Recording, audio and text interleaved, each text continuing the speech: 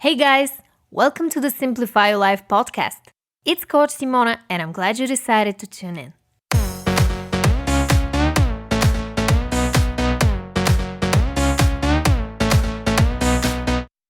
What's up, guys? In today's podcast episode, we're going to talk about developing better decision-making skills.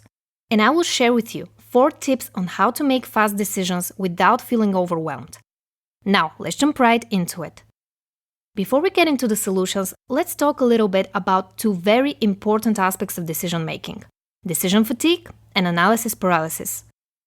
Decision fatigue is something we all struggle with on a day-to-day basis. Let's illustrate your daily willpower as a full battery. You wake up refreshed, hopefully, and start making decisions. For example, the first one is whether or not to hit the snooze button. The second one is whether or not to meditate. The third one is whether or not to make your bed, etc. As the day goes on, your willpower battery gets drained, and at some point you don't have any left. If you spend too much energy on making small decisions, you won't be able to invest enough time and energy into making the big ones. Many successful people choose to wear the same outfits every day or eat the same meals to avoid decision fatigue and have more energy and clarity when it comes to making important decisions about their businesses. Now, let's talk a little bit about analysis paralysis. You're probably familiar with the term, but where does it actually come from, and what can you do about it?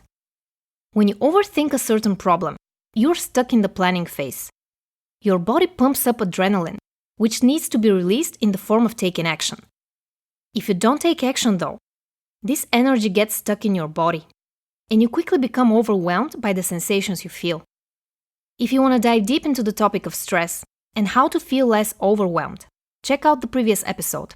I will link it below. Now, back to analysis paralysis. The best way to get out of it is to take immediate action. But if you have decision fatigue as well as analysis paralysis, that's a really bad combination. The good news is I have some great solutions. The bad news is your brain needs repetition, so the change won't happen overnight. Now, let's get into the solutions. My first tip is to determine the type of decision you need to make. When you have to make a decision, try to categorize it as small, medium, or big. For example, a small decision is whether or not you should go to the movies with your friends. A medium one is whether or not you should take on a client. A big one will have serious consequences and could involve other people. For example, whether or not you should marry someone. Once you decide what type of decision that is, immediately get to tip number 2. Give yourself a time frame. If it's a small decision, 30 seconds is the maximum amount of time you should dwell on it.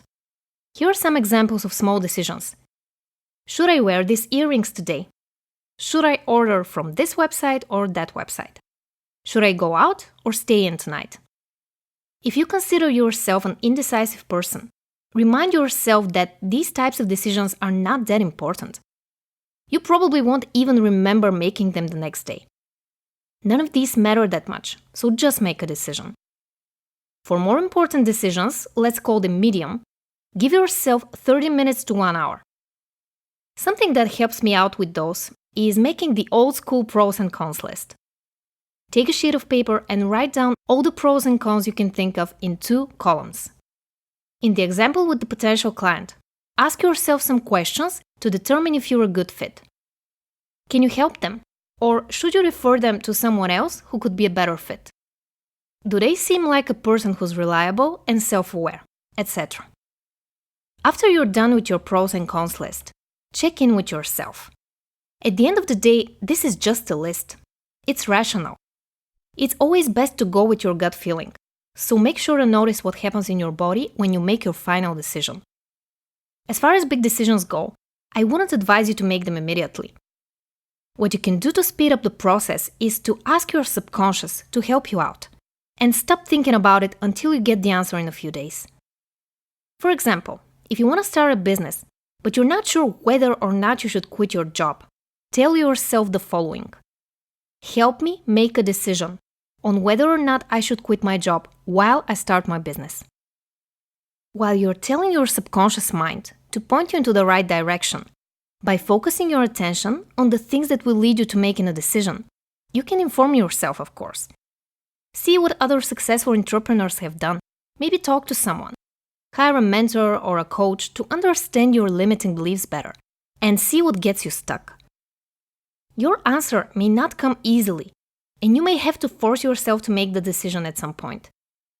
That's why, depending on your situation, you need to think of a time frame.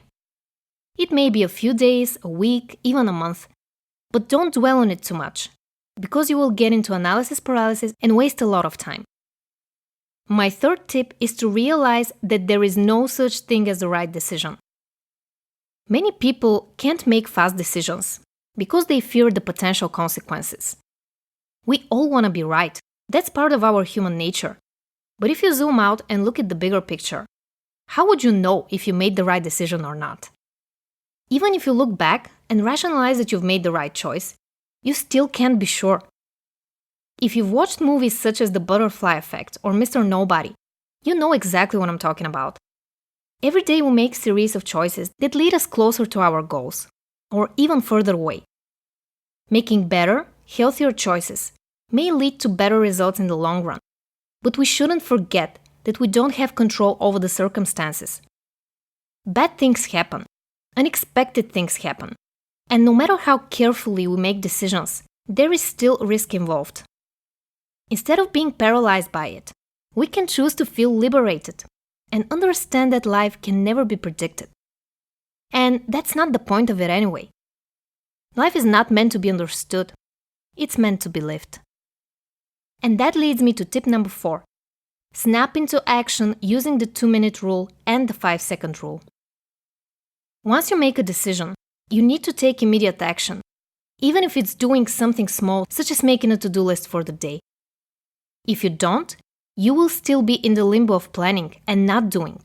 And we don't want that to happen. I've talked about both of these techniques before, so I want to quickly recap what they are. The 2-minute rule was created by David Allen, author and productivity consultant. Here's what it is. If something takes you less than 2 minutes, do it now. Its simplicity is what makes it so effective. It helps with beating procrastination as well, which I will definitely make a video about on my YouTube channel, so stay tuned for that. And the 5-second rule is a concept developed by Mel Robbins, who is an incredibly inspiring human being, book author, and motivational speaker. Here's what it is in a nutshell. If you have an impulse to act on a goal, count down from 5. 5, 4, 3, 2, 1, and do it. If you don't physically move towards it, your brain will kill the idea and find something else to focus on. I find that it works incredibly well to get me out of bed early in the morning. 5, 4, 3, 2, 1, and no more snoozing. Let me know in the comments below. How do you make snap decisions? Have you tried any of these techniques, and do they work for you? Thank you for listening to this podcast episode. If you liked it, please like it. And subscribe if you don't want to miss out on any future podcast episodes on finding new ways to simplify your life released every single week. I love you guys, and I'll talk to you in the next one. Bye.